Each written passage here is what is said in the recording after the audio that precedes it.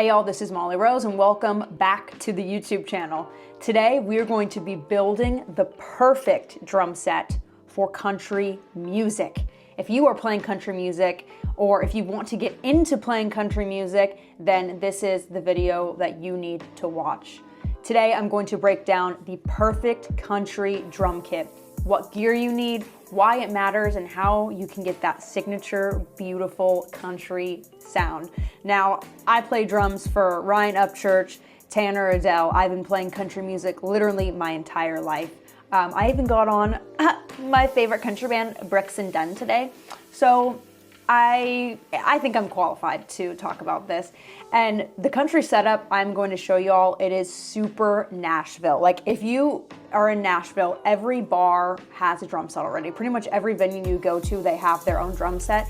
And when you walk in, this is pretty much the setup that will be there. So you need to get comfortable with playing in this setup, especially if you want to make it in the country world, because it's pretty much what everybody in country music plays, unless, you know, you can add your own little stuff to it, but this is gonna be just like a stripped down version of the basics of what I think that you need. So here we go. So step one is choosing the right drum kit. And I'm going to compare kind of the sizes of what we're using to like the worship drummer drum kit. It is very similar to that, but really the main difference is the worship drummer drum kit is just like, the tones are so deep. Oh, it's so great. I love the worship drummer kit, but our tones aren't gonna be that deep. But like that size, like the 4-piece is pretty much what we're using, and like the 3 cymbals. Like we're going super basic. Like that's kind of your good starting point for country music. So what is like the best drum set to use? Really, honestly, anything that you want for the drums. Maple, birch, mahogany, a cheap drum set, an expensive drum set. It's really gonna come down to how you tune it. But the sizes do matter. So personally, we're gonna go with, so this is my Mapex Mars kit, which is 100% birch, and it is the series Dragonwood. I have a whole video talking about it if you guys want to go see it, because I love this drum kit. And we got a 22 by 18 kick. We got, for my mounted tom, 12 by 8, and our floor tom is 16 by 14. And that's pretty much, I mean, the depth doesn't really matter a ton, but we're gonna go 22, 12, 16. That's what we're gonna start with. And we just need those 3 toms to start with. Yes, sometimes I do use 4 toms, but 3 toms is basic. If you walk into a Nashville bar, if you go to a country gig, those are pretty much the sizes you're gonna have. And if you have to choose between just having one floor tom, a 14-inch floor tom, and a 16-inch floor tom, definitely go with the 16-inch floor tom. So what kind of tones do we want? And I'm gonna put all of my TuneBot tones so that you guys can like actually really dial in like the country tones that I have kind of messed with over the years. We want punchy but warm tones. So what do I mean by that? Country music is kind of, I guess you can say country music is rock adjacent, and especially like the modern day country stuff is pretty rockin'. So you want it to be punchy, but we're still keeping those warm tones. We're still kind of keeping that like country drummer tones. We don't want that like super rock kind of sound. Like don't be using a 10-inch tom. You don't need a 10-inch tom unless you're playing, you know, more like trappy stuff where you really need that. Don't use like a 14, 10, and 14-inch floor tom. Like, no, that's not gonna give you the warm tones that you need. And especially for the kick drum, you want a punchy but controlled kick drum. So you don't want something that's like super metally or super rocky that's like, you know, you kind of also want it to be warm as well. And as far as heads, I mean, it's really up to y'all personal kind of preference. I personally use the Remo color tones, and I like clear heads, but you guys can use clear or coated. I don't really think that super matters. And also, yes, I do use dampening, especially if you want to get that kind of like warm tone. I think that putting a moon gel on the toms does kind of help you get that warm tone.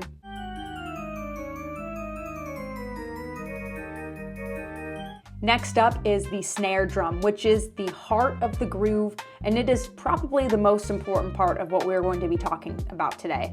And there are two different types of snare tones that I believe you need for good country music. You have your deep versus your high-pitched crack. So let's go with that high-pitched crack first. And for my high-pitched crack, I use usually an aluminum shell. It just, to me, it sounds a little bit better. And I have my Black Panther atomizer, which is 14 by 6.5. And this is the snare that I keep tuned up. And the tuned up snare for country music, what I would use it more for is that 90s country. You kind of got that higher pitched snare. It all depends on what kind of country music you're playing. Like when I play with Tanner Adele, I use this snare drum tuned to I'll show you guys what tuning I use for it, because it's more of that kind of like trappy pop kind of stuff, and I think that like high pitch just personally sounds better. So yeah, that's one option.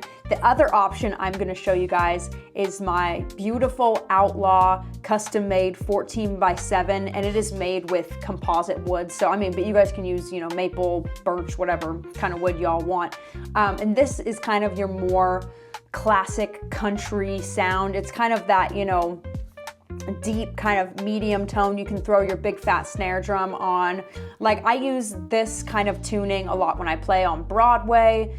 When you're playing kind of like early 2000s music, kind of like the newer like Zach Top stuff. I mean, it really depends on what y'all want. You can also use this kind of tuning as like a side snare, maybe even like a 12-inch that's, you know, 12 by 8 or something. Yeah, so you guys can just kind of mess around and see if you guys are looking for that fat kind of country sound, or if you're looking for more of that controlled snap kind of country sound.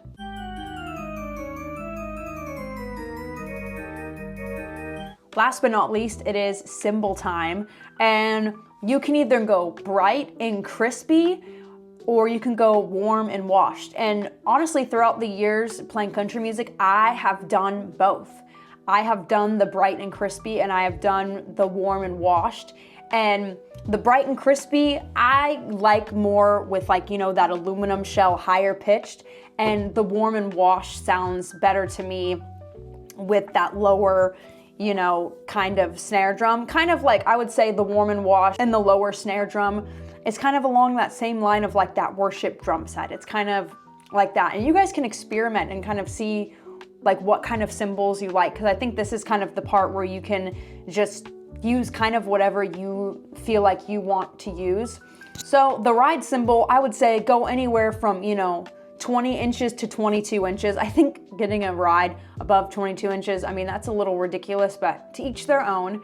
You can have it be pingy or washy. Like right now I have a dry ride, which I really like. I don't think you want anything that's too washy, because especially if you're doing, you know, like a nice shuffle, if it's too washy, then it can start to get a little muddy. That's actually why I really like the dry ride right now, is because when I'm doing like the shuffle, it's not too washy. So maybe try a dry ride. I don't know, but you can kind of mess around with the rides.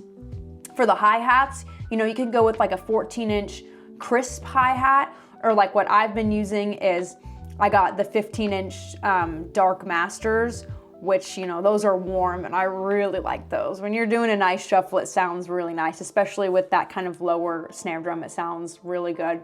And for your crash cymbals, you can do, you know, fast controlled kind of crashes if you want. You know, you can go for maybe like a 16-inch and an 18-inch, or personally, I like a little bit more big and washy. I like thin cymbals. I've kind of been on like the thin cymbal train.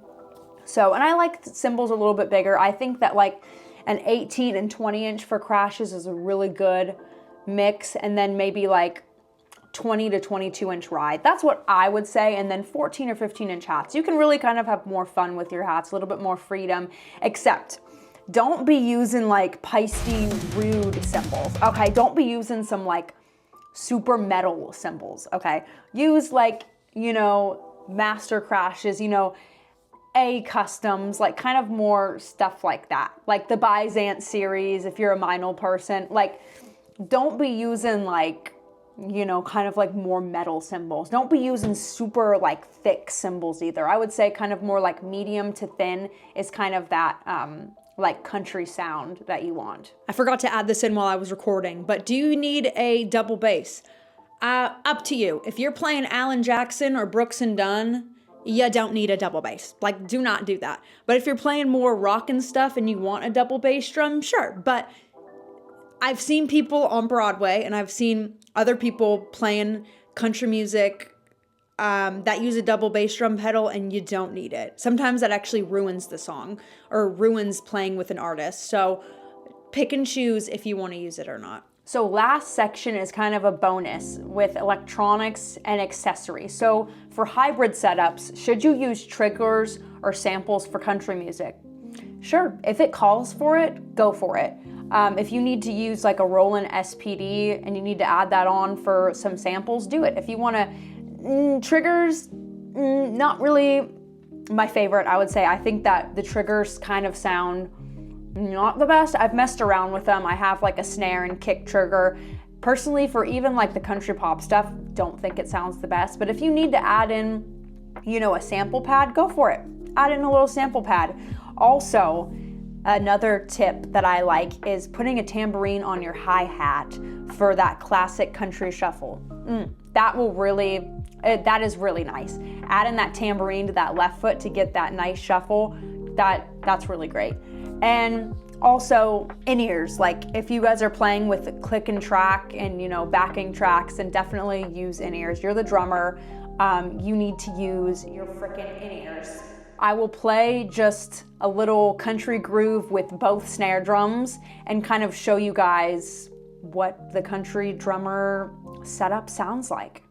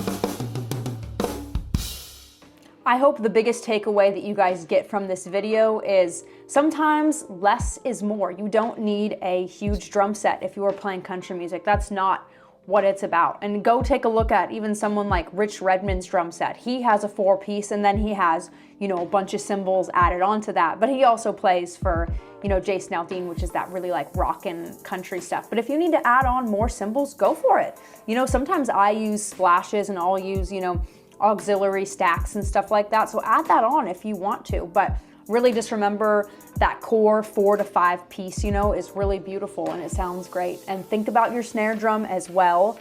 So that's kind of the core takeaways. So what is your guys's go-to country setup? Let me know in the comments. I would love to know kind of what y'all have compared to what I have. And again, my name is Molly Rose. My Instagram is at Molly Rose Drums, TikTok at Country Drummer Girl. And I'm kind of thinking about maybe for one of my next videos, I want to do like a testing drum hacks and seeing if they work. So if you guys know any like viral drum hacks or drum hacks you want me to try and see if I like them, put it in the comments because I think that would be like super fun. I love y'all, and I'll see you guys in the next video. Bye.